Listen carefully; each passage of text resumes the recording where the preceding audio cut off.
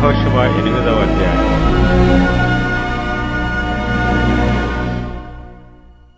మరియు యెహోవా యెహోషువతో ఇట్లనెను, భయపడకుము, జడియెక్కుము, యుద్ధ సన్నద్ధులైన వారందరినీ తోడుకొని హాయి మీదకి పొమ్ము. చూడుము, నేను హాయి రాజును, అతని జనులను, అతని పట్టణమును, అతని దేశమును నీ చేతికి అప్పగించుచున్నాను.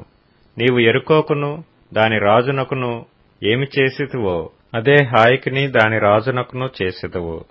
అయితే దాని సొమ్మును పశువులను మీరు కొల్లగా దోచుకొనవలెను. పట్టణపు పడమటి వైపున మాటుగాండ్లనుంచుము. యెహోషువయు యోధులందరూ హాయి మీదికి పోవలనని ఉండగా యెహోషువ పరాక్రమము గల 30,000 శూరులను ఏర్పరచి రాత్రివేళ వారిని పంపి వారికాజ్ఞాపించినదేమనగా, ఆ పట్టణమునకు పడమటి వైపున మీరు దాని పట్టుకొన చూచుచు పొంచియుండవలెను. పట్టణమునకు బహుదూరమునకు వెళ్ళక మీరందరూ సిద్ధపడియుండుడి. నేనును నాతో కూడానున్న జనులందరూ పట్టణమునకు సమీపించెదము. వారు మునుపటి వలె మమ్మను ఎదుర్కొనుటకు బయలుదేరగా మేము వారి ఎదుట నిలవక పారిపోదుము. మునుపటి వలె వీరు మన ఎదుట నిలవక పారిపోదురని వారనుకొని మేము పట్టణమునొద్ద వారిని తొలగి రాజేయు వరకు వారు మా వెంబడి బయలుదేరి వచ్చెదరు. మేము వారి ఎదుట నిలువక పారిపోయినప్పుడు మీరు పొంచియుండుట మాని లేచి పట్టణమును పట్టుకొనుడి. మీ దేవుడైన యెహోవా మీ చేతికి దానిని అప్పగించును. మీరు ఆ పట్టణమును పట్టుకొనినప్పుడు యెహోవా మాట చొప్పున జరిగించి దానిని తగులబెట్టవలెను. ఇదిగో, నేను మీకు ఆజ్ఞాపించి ఉన్నానని చెప్పి యెహోషువ వారిని పంపగా వారు పొంచియుండుటకు పోయి హాయి పడమటి దిక్కున బేతెలునకును హాయికిని మధ్య నిలిచిరి. ఆ రాత్రి యెహోషువ జనుల మధ్య బస చేసెను. ఉదయమున యెహోషువ వేకువను లేచి జనులను వ్యూహపరచి తానును ఇశ్రాయేలీల పెద్దలను జనులకు ముందుగా హాయి మీదికి పోయిరి. అతని యొద్దనున్న యోధులందరూ పోయి సమీపించి ఆ పట్టణమునెదుటికి వచ్చి హాయికి ఉత్తర దిక్కున దిగిరి. వారికిని హాయికిని మధ్యను లోయయుండగా అతడు ఇంచుమించు 5,000 మంది మనుషులను నియమించి పట్టణమునకు పడమటి వైపున బేతెలునకును హాయికిని మధ్యను పొంచియుండుటకు ఉంచెను. వారు ఆ జనులను, అనగా పట్టణమునకు ఉత్తర దిక్కుననున్న సమస్త సైన్యమును, పట్టణమునకు పడమటి దిక్కున దాని వెనుకటి భాగముననున్న వారిని ఉంచిన తరువాత యెహోషువ ఆ రాత్రి లోయలోనికి దిగిపోయెను.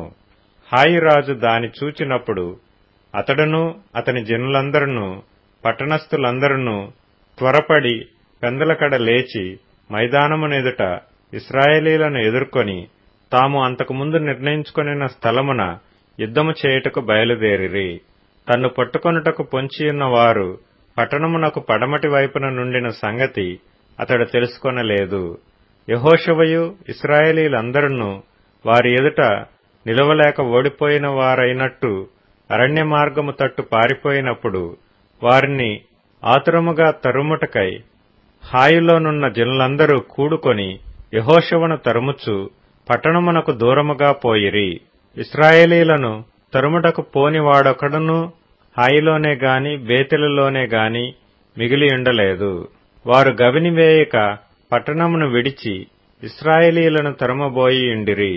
అప్పుడు యెహోవా యెహోషువతో ఇట్లనెను, నీవు చేతపట్టుకొనిన ఈటెను హాయి వైపుగా చాపుము. పట్టణమును నీ చేతికి అప్పగింతును. అంతట యెహోషువ తన చేతనున్న ఈటెను ఆ పట్టణము వైపు చాపెను. అతడు తన చెయ్యి చాపగా పొంచియున్న వారు మాటులో నుండి త్వరగా లేచి పరుగెత్తి పట్టణములో చొచ్చి దాని పట్టుకొని అప్పుడే తగలబెట్టిరి. హాయివారు వెనుకవైపు తిరిగి చూచినప్పుడు ఆ పట్టణము యొక్క పొగ ఆకాశమునకెక్కుచుండెను. అప్పుడు అరణ్యమునకు పారిపోయిన జనులు తిరిగి తమ్మును తరుముచున్న వారి మీద పడుచుండిరి. గనుక ఈ తట్టైనను ఆ తట్టైనను పారిపోవుటకు వారికి వీలు లేకపోయెను. పొంచియున్న వారు పట్టణమును పట్టుకొనియుండుటయు పట్టణపు పొగ ఎక్కుచుండుటయు యెహోషువయు ఇశ్రాయేలీలందరూ చూచినప్పుడు వారు తిరిగి హాయి వారిని హతము చేసిరి. తక్కిన వారును పట్టణంలో నుండి బయలుదేరి వారికి ఎదురుగా వచ్చిరి. అట్లు ఈ తట్టు కొందరు ఆ తట్టు కొందరు ఉండగా హాయివారు ఇశ్రాయేలీల నడుమ చిక్కుబడిరి గనుక ఇశ్రాయేలీలు వారిని హతము చేసిరి. వారిలో ఒకడునూ మిగలలేదు, ఒకడునూ తప్పించుకొనలేదు.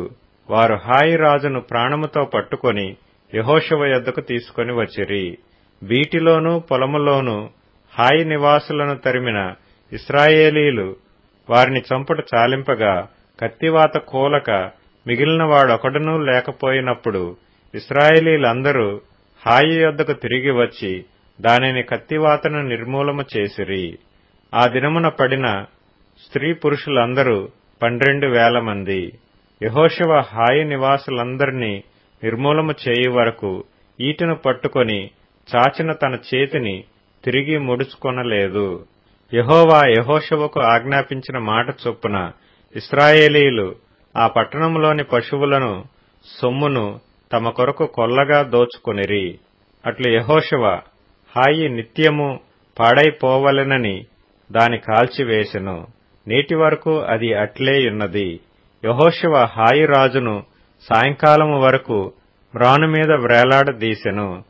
ప్రొద్దుగ్రుంకుచున్నప్పుడు సెలవీయగా జనులు వాని శవమును మ్రాను మీద నుండి దించి ఆ పురద్వారమునెదుట దాని పడవేసి దానిమీద పెద్ద రాళ్ల కుప్ప వేసిరి. అది నేటి వరకు ఉన్నది. మోషే ధర్మశాస్త్ర గ్రంథములో వ్రాయబడిన ప్రకారము యెహోవా సేవకుడైన మోషే ఇశ్రాయేలీలకు ఆజ్ఞాపించినట్లు యెహోషువ ఇశ్రాయేలీల దేవుడైన యెహోవా నామమున బలిపీఠమును ఇనుప పనిముట్లు తగిలింపని కారు రాళ్లతో ఏబాలు కొండ మీద కట్టించెను. దానిమీద వారు యెహోవాకు దహన బలులను సమాధాన బలులను అర్పించిరి. మోషే ఇశ్రాయేలీలకు వ్రాసి ఇచ్చిన ధర్మశాస్త్ర గ్రంథమును ఒక ప్రతిని అతడు అక్కడ ఆ రాళ్ల మీద వ్రాయించెను.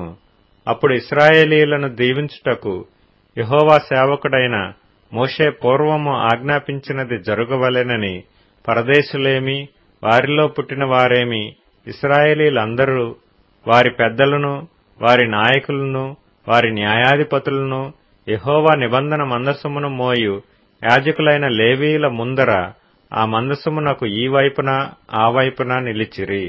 వారిలో సగము మంది గెరిజీము కొండ ఎదుటను సగము మంది ఏబాలు కొండ ఎదుటను నిలువగా యెహోషువ ఆ ధర్మశాస్త్ర గ్రంథములో వ్రాయబడిన వాటన్నిటిని బట్టి ఆ ధర్మశాస్త్ర వాక్యములనన్నిటినీ అనగా దాని దీవెన వచనమును దాని శాప వచనమును చదివి వినిపించెను.